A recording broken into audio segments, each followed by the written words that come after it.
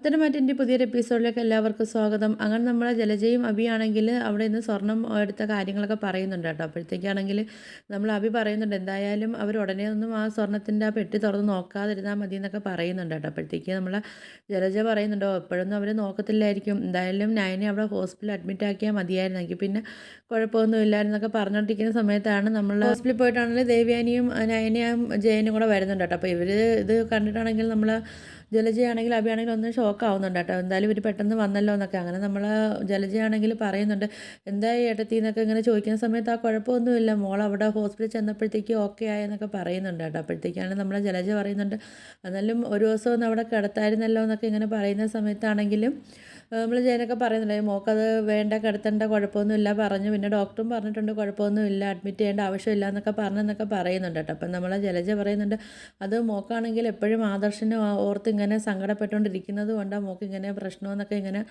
ജലജ പറയുന്നുണ്ട് കേട്ടോ. അപ്പം അല്ലെങ്കിലും ഭർത്താക്കന്മാർ പോലീസ് സ്റ്റേഷനിലൊക്കെ ആയിക്കഴിഞ്ഞാൽ ഭാര്യയ്ക്ക് അത് സഹിക്കാൻ പറ്റുന്ന കാര്യങ്ങളൊന്നും അല്ലല്ലോ. മോളെന്തായാലും വിഷമിക്കേണ്ട, എന്തായാലും മുത്തശ്ശനാണെങ്കിൽ എങ്ങനെയാലും എത്രയും പെട്ടെന്നാണെങ്കിൽ ആദർശനെ ഇറക്കുമെന്നൊക്കെ പറയുന്നുണ്ട് കേട്ടോ. അപ്പോഴത്തേക്കും നമ്മളെ ജയം പറയുന്നുണ്ടോ അതിപ്പം ഉടനെ നടക്കുമെന്നൊന്നും തോന്നുന്നില്ല, കാര്യം വെച്ചാൽ കേസ് കുറച്ച് കുഴപ്പം പിടിച്ചതാണല്ലോ, അതുകൊണ്ട് എന്തായാലും അത് ഉടനെ പറ്റുമെന്നൊന്നും തോന്നില്ല എന്നൊക്കെ പറയുമ്പോഴത്തേക്കാണെങ്കിലും ഇത് കേൾക്കുമ്പോൾ നമ്മൾ ആ അഭിക്കും ജലജയ്ക്കാണെങ്കിലും മുഖത്ത് നല്ല സന്തോഷമൊക്കെ വരുന്നുണ്ട്. അങ്ങനെ നമ്മൾ ദേവേനെയാണെങ്കിലും നയനെയും വിളിച്ചുകൊണ്ട് അങ്ങ് അകത്തോട്ട് പോകുന്നുണ്ട് കേട്ടോ. ആ സമയത്താണെങ്കിലും നമ്മൾ അഭിയാണെങ്കിൽ ജയൻ്റെ അടുത്ത് ചോദിക്കുന്നുണ്ട് അല്ല അമ്മാവ ഒരു 3 മാസമെങ്കിലും കിടക്കേണ്ടി വരുമോ എന്നൊക്കെ ചോദിക്കുന്നുണ്ട്. അപ്പം ജയം പറയുന്നുണ്ട് 3 മാസമല്ല അതിൽ കൂടുതൽ കിടക്കേണ്ടി വരുമെന്നാണ് തോന്നുന്നതൊക്കെ പറയുമ്പോഴത്തേക്കാണ് നമ്മളെ ജലജയ്ക്കും അഭിക്കുവാണെങ്കിൽ ഭയങ്കര സന്തോഷമാവുന്നുണ്ട്. അപ്പോൾ ഇതൊക്കെ പറഞ്ഞിട്ട് നമ്മളെ ജയനും അങ്ങ് കയറി പോകുന്നുണ്ട് കേട്ടോ.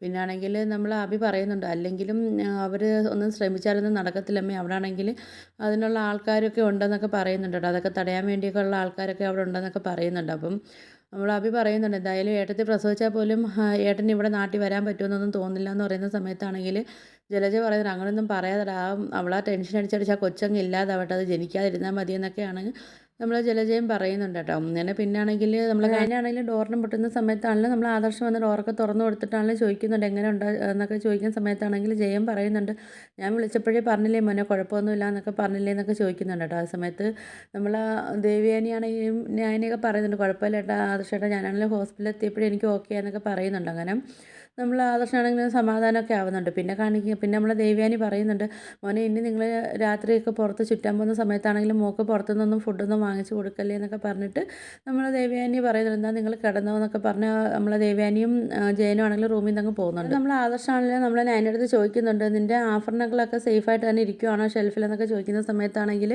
ഞാൻ പറയുന്നുണ്ട് അതെന്താ ആദർശമായിട്ട് അങ്ങനെ ചോദിച്ചെന്ന് പറയുന്ന സമയത്താണെങ്കിൽ ആദർശ് പറയുന്നുണ്ട് അല്ല നിൻ്റെ മാലയോ വേറെ എന്തെങ്കിലും സ്വർണ്ണങ്ങൾ എന്തെങ്കിലും പോയിട്ടുണ്ടോ എന്നൊക്കെ നീ ഒന്ന് ഷെൽഫിൽ നോക്കാൻ പറയുന്നുണ്ട് കേട്ടോ. അങ്ങനെ നമ്മൾ ആദർശ് പറഞ്ഞതനുസരിച്ച് ഞാനാണെങ്കിൽ പോയി നോക്കുന്ന സമയത്താണെങ്കിൽ നമ്മൾ ആ ദേവ്യാനി കൊടുത്ത ആ ഒരു മാല ഉണ്ടല്ലോ, ആ മാല കാണുന്നില്ല. അങ്ങനെ ആ കാര്യം വന്ന് നമ്മൾ നയനയാണെങ്കിൽ വന്ന് ആദർശിൻ്റെ അടുത്ത് പറയുന്നുണ്ട് ആദർശേട്ടാ ഇതിനൊക്കെ അമ്മ തന്ന മാല ഉണ്ടായിരുന്നു, ആ മാല മാത്രം കാണുന്നില്ല എന്നൊക്കെ പറയുന്നുണ്ട്. അപ്പോൾ ആദർശ് പറയുന്നുണ്ട് ആ പാരമ്പര്യമായി കിട്ടി നിനക്ക് മുത്തശ്ശി അമ്മയ്ക്ക് കൊടുത്തത് അമ്മ നിനക്ക് തന്ന ആ മാലയല്ലേ, ആ മാല ഇപ്പം എന്തായാലും ജലജാനിയുടെ കയ്യിലുണ്ടെന്ന് പറയുന്ന സമയത്താണെങ്കിൽ ഞാൻ പറയുന്നുണ്ട് ജലജാനിയുടെ അല്ല അവരുടെ കയ്യിൽ തന്നെ ആരാ കൊടുത്തതെന്ന് ചോദിക്കുന്ന സമയത്ത് അത് ആരും കൊടുത്തതല്ല, എന്തായാലും നിങ്ങൾ ഹോസ്പിറ്റലിൽ പോയ സമയത്ത് ജലജാൻ്റെയും അബിയും കൂടെ കയറി ആ മാല മോഷ്ടിച്ചെടുത്തതെന്നൊക്കെ പറയുന്ന സമയത്താണ് നമ്മൾ നയനിക്കാണ്ട് നല്ല ദേഷ്യമൊക്കെ വരുന്നുണ്ട് കേട്ടോ. ആ സമയത്ത് അവർ പറയുന്നതൊക്കെ കേട്ടതായിരുന്നു, എന്താ നമ്മളെ നാശം കാണാൻ വേണ്ടിയാണ് അവർ ആഗ്രഹിക്കുന്നതെന്നൊക്കെയുള്ള കാര്യങ്ങളൊക്കെ അവർ സംസാരിക്കുന്നുണ്ടായിരുന്നു എന്നൊക്കെ പറയുന്നുണ്ട്. പിന്നെ അപ്പച്ചി പറയുന്നുണ്ട് എന്തായാലും നിനക്ക് സ്വർണ്ണത്തിനോടൊന്നും വലിയ താല്പര്യം ഇല്ലാത്തതുകൊണ്ട് അത് ഇപ്പോഴൊന്നും നിങ്ങൾ ശ്രദ്ധിക്കത്തൊന്നുമില്ല, പിന്നെ അതുപോലെ എന്തെങ്കിലും ഫംഗ്ഷനും കാര്യങ്ങളൊക്കെ വരുമ്പോഴേ നീ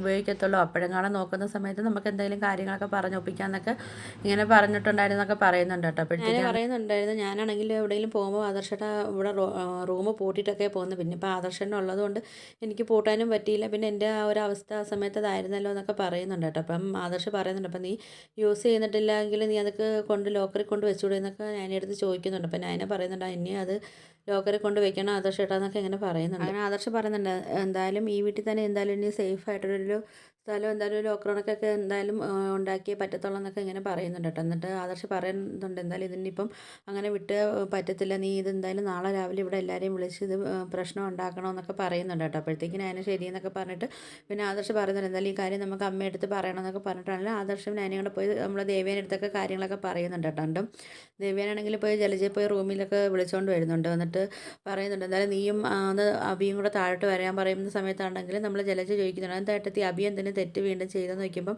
അഭിയല്ല അതിനകത്ത് നീയും ഉണ്ടെന്നൊക്കെ പറയും. എന്തായാലും നീ അവനെ വിളിച്ചിട്ട് മര്യാദയ്ക്ക് താഴോട്ട് വരാൻ വേണ്ടിയൊക്കെ പറയുന്നുണ്ട് കേട്ടോ. അപ്പോൾ ആ സമയത്ത് നമ്മൾ നയനയാണെങ്കിൽ പൂജാമുറി കയറിയൊക്കെ പ്രാർത്ഥിച്ചിട്ടാണെങ്കിൽ അവിടെ നിൽപ്പുണ്ട്. ആ സമയത്ത് നമ്മൾ ജാനകിയൊക്കെ ചോദിക്കുന്നുണ്ട്, എന്താ പറ്റി, എന്താ ഏട്ടത്തി, എന്താ പ്രശ്നം എന്നൊക്കെ ചോദിക്കുന്നുണ്ട്. എന്താ ഏട്ടത്തി ഇപ്പോൾ എല്ലാവരെയും വിളിച്ചുകൂട്ടി എന്താ പറയാനുള്ളതെന്നൊക്കെ ചോദിക്കുന്ന സമയത്താണെങ്കിൽ നമ്മൾ ദേവേനി പറയുന്നുണ്ട്, അതൊക്കെ നീ കണ്ടു, ഇപ്പോൾ ഇവിടെ ഒരു പൊളിച്ചെടുക്കലൊക്കെ ഉണ്ടെന്നൊക്കെ പറയുന്നുണ്ട് കേട്ടോ. ആ സമയത്താണെങ്കിൽ നമ്മൾ നയനയാണെങ്കിൽ ഡയറക്റ്റായിട്ട് എന്നെ ജലജയെടുത്ത് ചോദിക്കുന്നുണ്ട്, എൻ്റെ മാല കണ്ടോ എന്ന് ചോദിക്കുന്നുണ്ട്. അപ്പം ജലജ പറയുന്നുണ്ട്, ആഹാ അത് കൊള്ളാലോ, നിൻ്റെ മാല കണ്ടില്ലേ, നീ എൻ്റെ അടുത്താണോ ചോദിക്കുന്നത് എന്നൊക്കെ ഇങ്ങനെ ജലജ പറയുന്നുണ്ട്. അവൻ അതിനെ പറയുന്നുണ്ട്, അല്ല ഇവിടെ എന്തെങ്കിലും കാര്യങ്ങളൊക്കെ കണ്ടില്ലെങ്കിൽ ആദ്യം നിങ്ങൾ തന്നെയാണല്ലോ ചോദിക്കേണ്ടത്, അതാണല്ലോ ഇവിടുത്തെ പതിവ് കാര്യങ്ങൾ, ഇവിടെ എന്തെങ്കിലുമൊക്കെ മോഷണങ്ങൾ നടത്തുന്നതൊക്കെ നിങ്ങളാണല്ലോ എന്നൊക്കെ ഇങ്ങനെ പറയുന്നുണ്ട് കേട്ടോ. അപ്പോഴത്തേക്ക് ജലജ വീണ്ടും പറയുന്നുണ്ട്, അപ്പം ഞങ്ങളിവിടെ എടുത്തിട്ടില്ലെന്ന് ഞങ്ങൾ പറഞ്ഞിട്ടുണ്ടല്ലോ എന്ന് പറയുന്ന സമയത്താണെങ്കിൽ നമ്മളെ നയന പറയുന്നുണ്ട്, എന്നാൽ ഞാൻ ഒരു കാര്യം പറയട്ടെ, എനിക്ക് 100% ഉറപ്പാണ് അപ്പച്ചി തന്നെയാണ് എൻ്റെ മാല എടുത്തത്, അപ്പച്ചിയുടെ മോനോട് ചേർന്ന് തന്നെ എൻ്റെ മാല എടുത്തതെന്നൊക്കെ ഇങ്ങനെ നമ്മളെ നയനെ തറപ്പിച്ച് പറയുന്നുണ്ട് കേട്ടോ. അപ്പോൾ ആ സമയത്താണെങ്കിൽ നമ്മൾ ജലജ ചോദിക്കുന്നുണ്ട്, ഇത്ര ഉറപ്പിച്ച് നിന്നൊക്കെ പറയാൻ നിൻ്റെ എന്തെങ്കിലും തെളിവോ കാര്യങ്ങളോ ഉണ്ടോ എന്നൊക്കെ ചോദിക്കുന്നുണ്ട്. ജലജ പറയുന്നുണ്ട്, നീ എന്ത് പറഞ്ഞാലും ഞങ്ങളതങ്ങ് സമ്മതിച്ച് തരുമെന്നാണ് നിൻ്റെ വിചാരം എന്നൊക്കെ ചോദിക്കുന്നുണ്ട് കേട്ടോ. അപ്പോഴത്തേക്കാണെങ്കിൽ